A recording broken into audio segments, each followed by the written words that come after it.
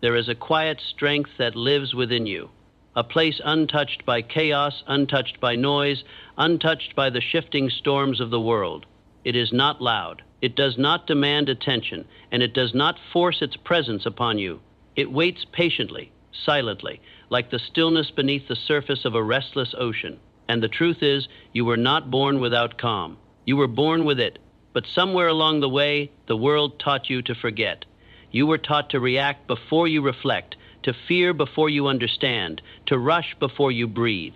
You were taught that every raised voice deserves a louder one in return, that every problem demands panic, that every uncertainty is a threat. And so your mind learned to race, that your thoughts learned to scatter, and your peace slowly became something distant, something rare, something you only visited when everything around you finally settled. But calm is not something that comes when the world is quiet. Calm is something you carry into the noise. To train your mind to be calm in every situation is not about escaping life. It is about standing firmly within it, unshaken by its unpredictability. It is about learning that stow. RMs will come, people will disappoint, plans will fall apart, and moments will test every ounce of your patience. But you do not have to become the storm just because it surrounds you. There is power in pause, a deep, steady, intentional pause. Before you speak, before you react, before you allow your emotions to take control, there is a space, a small, sacred space where choice lies. And in that space, you decide who you will be. Not who the situation demands, not who others expect, but who you truly are. A calm mind, not an empty mind. It is a disciplined mind. It is a mind that observes without immediately judging, that listens without preparing a defense, that feels without becoming overwhelmed. It is a mind that understands that not every moment requires action, not every thought deserves attention, and not every emotion needs to be obeyed. You must learn to sit with discomfort without letting it define you, because discomfort is not your enemy. It is your teacher. It shows you where you are fragile, where you are reactive, where you are still learning.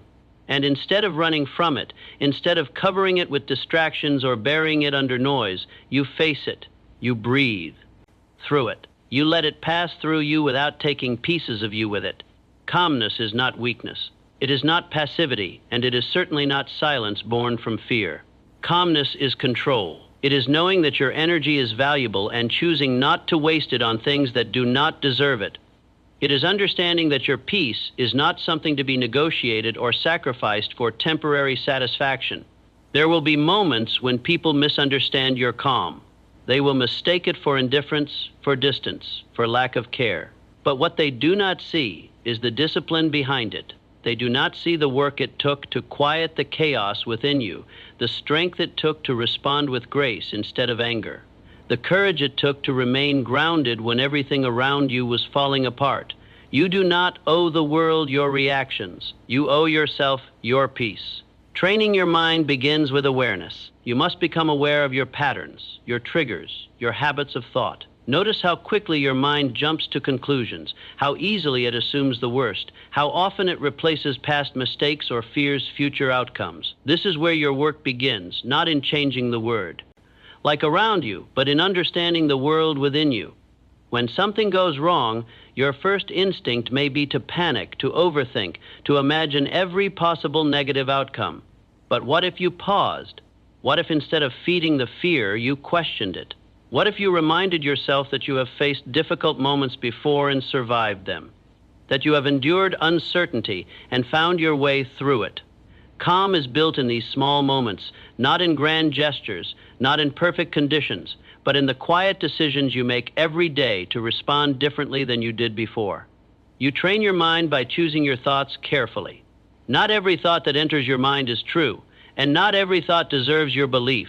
Some thoughts are echoes of past fears, others are shadows of doubt, and some are simply habits formed over time. You do not have to accept them all. You can choose thoughts that ground you instead of thoughts that shake you.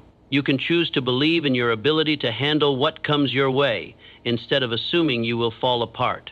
You can choose to focus on what is within your control, instead of being consumed by what is not. Breathing becomes your anchor.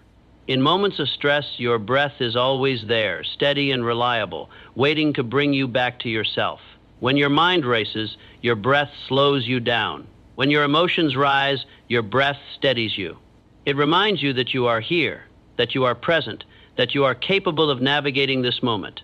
There is also a quiet strength in letting go. Not every situation requires your involvement. Not every argument needs your voice. Not every challenge is yours to carry. Part of training your mind to be calm is learning when to step back, when to release control, when to allow things to unfold without your interference.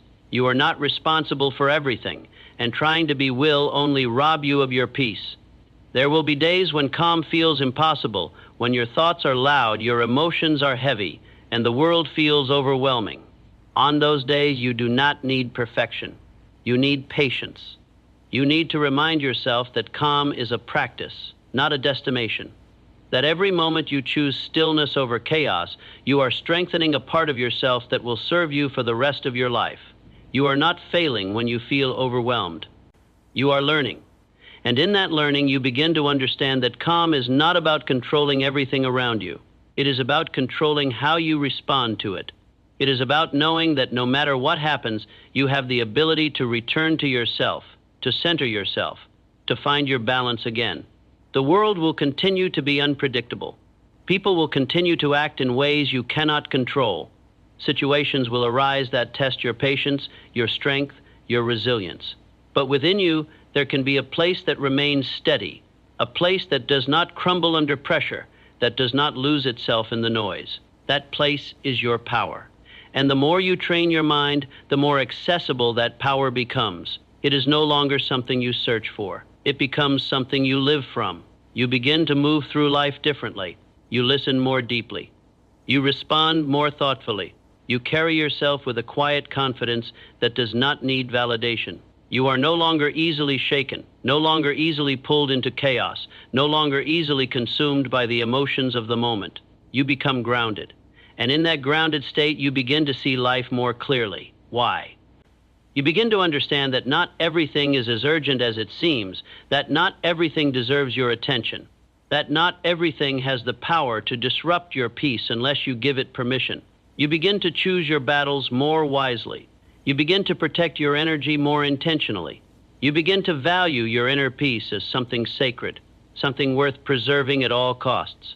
Because once you experience the strength of a calm mind, you realize that it is one of the most powerful tools you will ever have.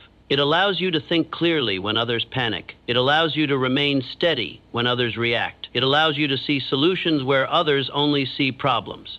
It allows you to navigate life with a sense of control that does not depend on external circumstances.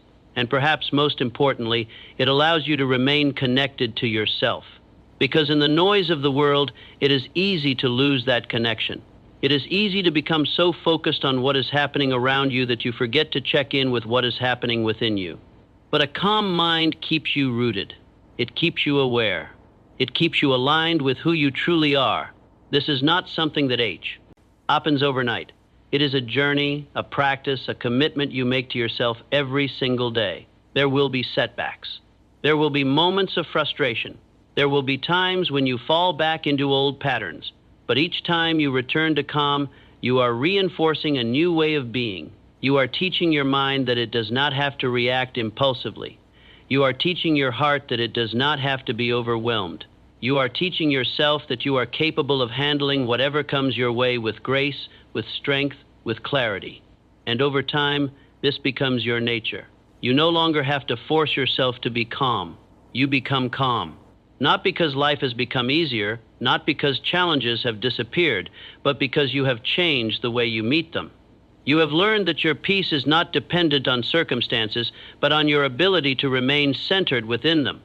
And that is where your true strength lies.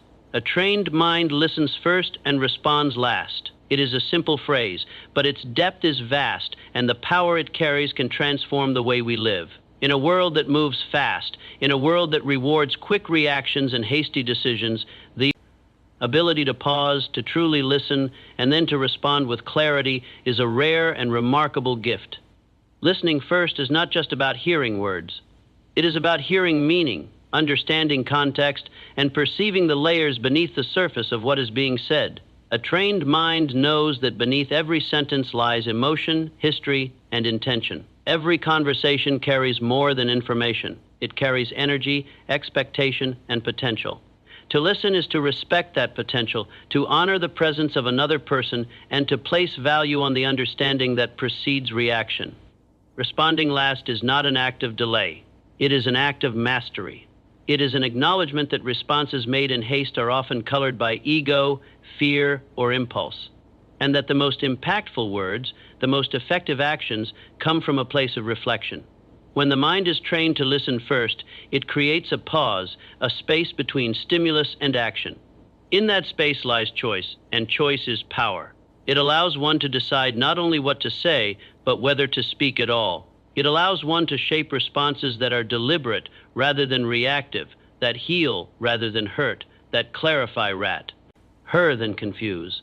To respond last is to give oneself the gift of perspective, to ensure that the energy one projects is the energy one intends to project, to communicate not merely from instinct, but from insight. A trained mind understands that words carry weight. Words can lift or destroy, unite or divide, heal or wound. Listening first is a way of measuring that weight, of understanding the contours of the conversation, of feeling the impact of every sentence before contributing to it.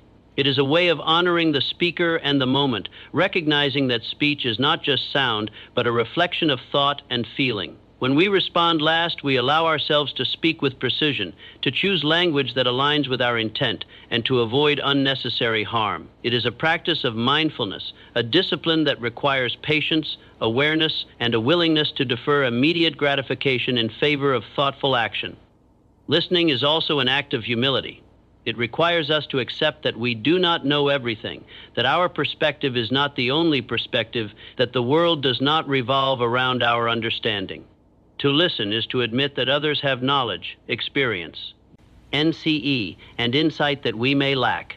It is to recognize that in the silence before a response, there is a wealth of information, an opportunity to learn, and a chance to respond more effectively than we would if we had acted without pause. Listening first allows the mind to gather context, to discern truth from assumption, and to identify the underlying needs, fears, and desires that drive the words of others. It is in listening that we discover empathy, understanding, and the capacity for connection that surpasses surface-level communication. Responding last requires courage.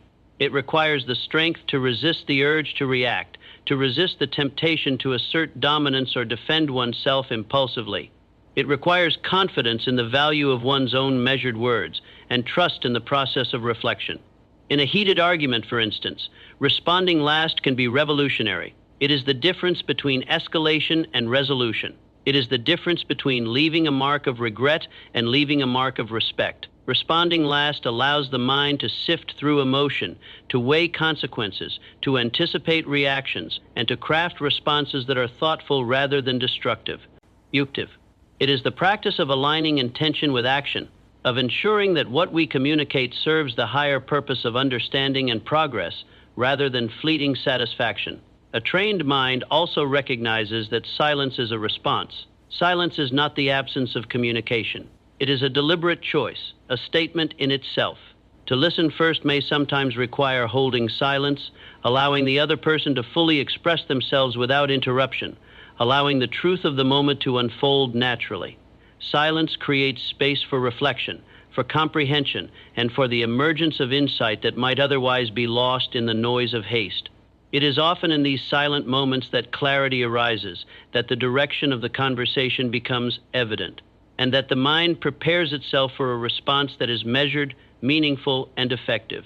Training the mind to listen first and respond last also cultivates patience. Patience is not merely waiting. It is active engagement, a form of focused attention that resists the impulse to react immediately. Patience allows one to observe patterns, to understand motivations, and to perceive subtleties that may be invisible. To a reactive mind, it is in these subtle observations that wisdom grows, that the capacity for discernment is strengthened, and that the ability to respond in a way that is both appropriate and impactful is honed.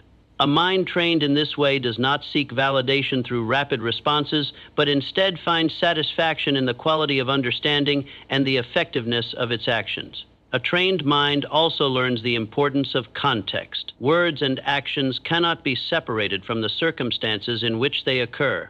Listening first means attuning oneself to tone, body language, history, and environment. It is about seeing beyond the immediate statement to the full picture, understanding the emotional, social, and psychological landscape that shapes communication. Responding last means integrating that context into the response, ensuring that words resonate, that actions are aligned, and that communication is both meaningful and considerate. The mind trained in this way navigates the complexities of human interaction with finesse, minimizing misunderstandings and maximizing the potential for constructive outcomes. Empathy is another fruit of a trained mind. To listen. First is to step into another person's experience, to feel what they feel, and to perceive the world from their perspective. It is to acknowledge their reality, even if it differs from your own. Responding last allows the mind to integrate that empathy into action, to respond in ways that are compassionate, supportive, and respectful. Empathy combined with measured response builds trust, fosters cooperation, and strengthens relationships. It transforms conversations from battles of assertion to exchanges of understanding, from conflicts of ego to opportunities for connection. The practice of listening first and responding last also cultivates resilience. The mind that is trained in this discipline does not fracture under criticism, stress, or provocation. It learns to absorb information without being overwhelmed, to observe without being consumed, to process without being reactive. Resilience emerges naturally as the mind learns to navigate challenges with clarity, to respond with purpose rather than panic, and to maintain composure in the face of adversity. This composure becomes a shield, allowing one to act from a place of strength rather than vulnerability, to lead with confidence, indictance, and to influence without coercion. A trained mind develops foresight. By listening first, the mind gathers insight that enables it to anticipate outcomes, to predict consequences, and to plan responses that are both effective and considerate. Responding last allows the mind to deploy that foresight, crafting actions and words that not only address the immediate moment, but also shape future interactions in constructive ways. It is a practice that turns communication into strategy, impulse into intention, and reaction into artful execution. Listening first and responding last also nurtures emotional intelligence. A mind that is trained in this way becomes adept at identifying emotions in oneself and others, understanding their sources and managing them effectively. Emotional intelligence is the bridge between awareness and action, and a mind trained to listen first navigates this bridge with skill. It responds with clarity, empathy, and precision, ensuring that communication enhances relationships rather than diminishes them, that understanding prevails over misunderstanding, and that influence is exerted through respect rather than force, the discipline required to train. The mind in this way extends beyond individual conversations. It permeates every aspect of life. Decisions become more deliberate. Relationships become more meaningful. Conflicts are resolved with wisdom, and challenges are approached with clarity. The mind learns to operate from a foundation of calm, awareness, and intentionality. It recognizes the value of measured response not only in communication, but in every action, every choice, every interaction. In essence, a trained mind transforms the ordinary into the extraordinary. Listening first allows us to see what others miss, to understand what others overlook, and to perceive the depth behind superficial appearances.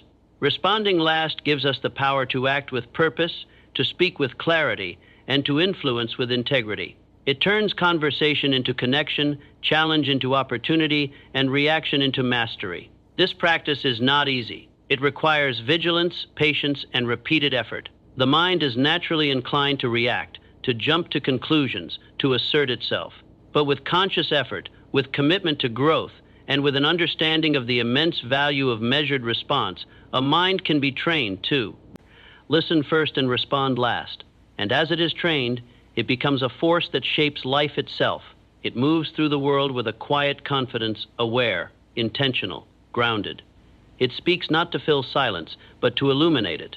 It acts not from impulse, but from insight. It listens to understand, not to reply, and it responds to create, not to destroy. It is a mind that navigates complexity with ease, transforms conflict into understanding, and transforms ordinary moments into opportunities for profound impact. The trained mind is a disciplined mind. It recognizes that every word has weight, every action has consequence, and every moment offers a choice.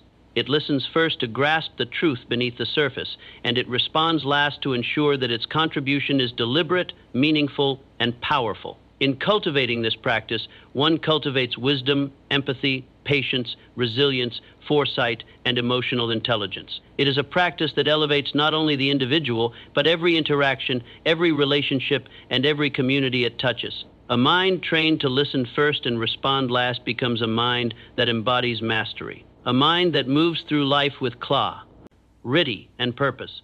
And a mind that understands that the greatest strength often lies not in speaking first, but in listening deeply and responding with intention. Peace grows when you stop arguing with what you cannot control.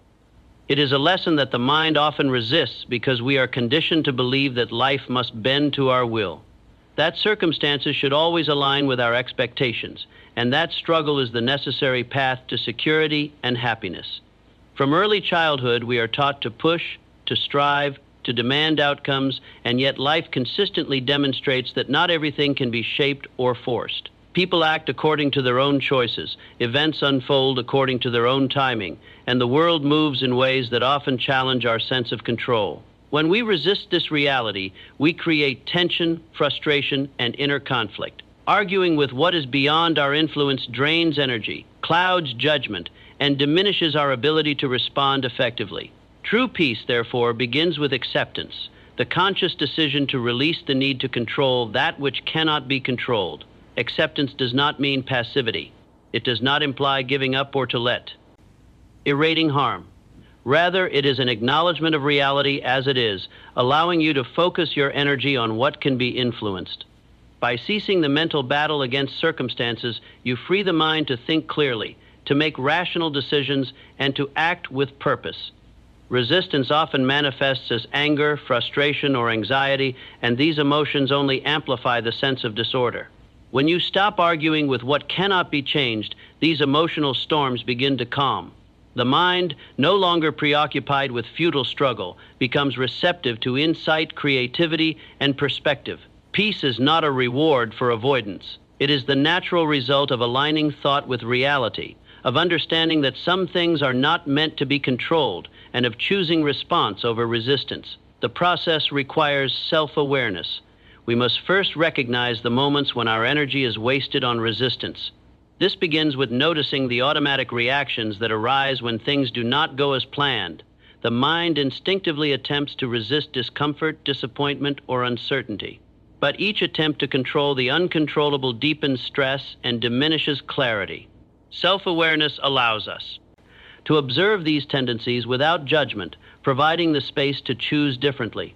We can redirect attention from fruitless struggle to constructive action, focusing on our own responses, choices, and mindset. Patience grows naturally when we stop arguing with what cannot be controlled. Life unfolds in its own time, and impatience is the result of insisting that events follow our desired pace.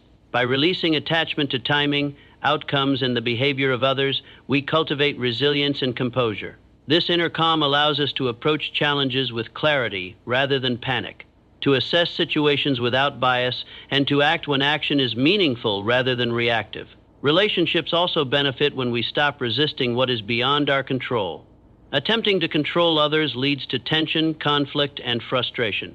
Acceptance allows us to engage authentically, respecting the autonomy of others while maintaining our own peace. The result is a more harmonious interaction built on understanding and intentionality rather than struggle and force. Peace is a practice, not a momentary experience. Each time you recognize resistance and choose acceptance, you strengthen his mind's capacity for calm. Over time, this habitual release of unnecessary struggle allows inner peace to grow steadily, creating a foundation for resilience, clarity, and purposeful living even amidst life's uncertainties. Control your mind, or your mind will control your life. This is a simple truth, yet it is one of the most overlooked principles in the journey of self-mastery. The human mind is an extraordinary instrument, capable of incredible creativity, insight, and problem-solving. Yet it is also prone to distraction, fear, and chaos. When left unchecked, the mind drifts into patterns of worry, doubt, and reactive behavior. It clings to past mistakes, anticipates future problems, and magnifies difficulties far beyond their reality. Without conscious direction, it governs your choices, your emotions, and ultimately the quality of your life. To take control of your mind is not to dominate it through force or repression. It is to guide it, to understand it, and to cultivate the habits and awareness that allow it to serve you rather than dictate your existence.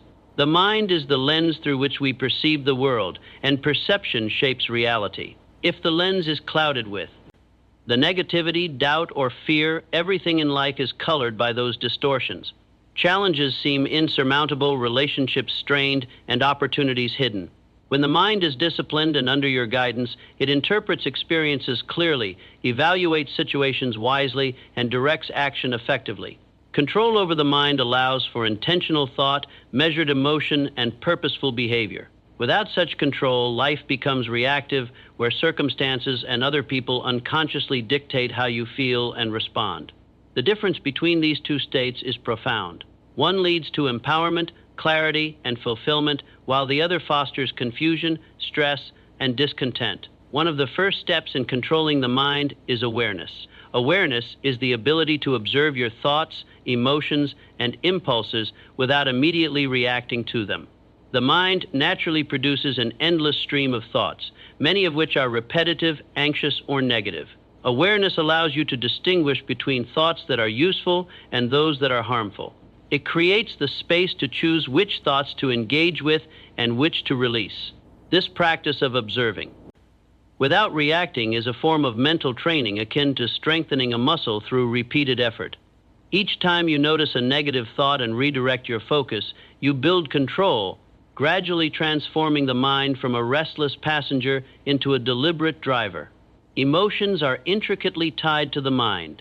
When the mind is uncontrolled, emotions become volatile, dictating behavior and perception. Anger, fear, envy, or sadness can arise suddenly, often overwhelming rational thought. By controlling the mind, you gain the ability to regulate emotions. This does not mean suppressing feelings, but rather acknowledging them, understanding their origins, and responding consciously rather than impulsively. Emotional intelligence emerges naturally from a disciplined mind, enabling you to navigate relationships, challenges, and opportunities with greater balance and stability. Thought patterns shape habits, and habits shape life. The mind repeatedly reinforces what it focuses on. Persistent worry, self-criticism, or fear-based thinking reinforces negative behavioral patterns, limiting potential and causing suffering. Conversely, cultivating constructive, positive, and focused thoughts strengthens habits of clarity, resilience, and productivity. Controlling the mind is the process of deliberately selecting thought patterns that serve your goals and well-being. It is the conscious effort to guide mental energy towards solutions rather than problems, toward growth rather than stagnation, toward understanding rather than confusion. Over time, the repeated practice of constructive thinking solidifies into habitual clarity and intentionality,